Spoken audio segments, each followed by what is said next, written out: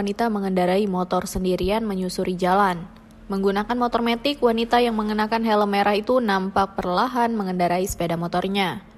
Ada yang menarik perhatian dari wanita yang tak diketahui identitasnya itu. Tulisan di bagian punggungnya itu menarik perhatian pengendara lain. Tulisan itu menempel di punggungnya dengan isi, "Mohon maaf jika pelan, saya sedang hamil."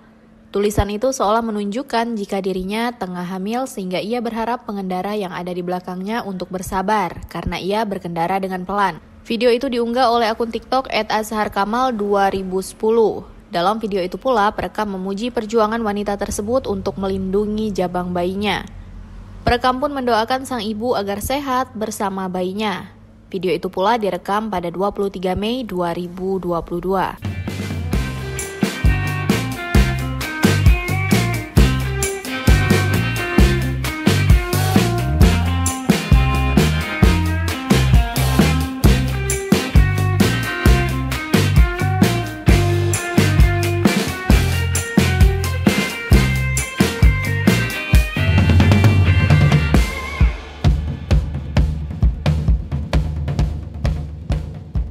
Terima kasih sudah nonton.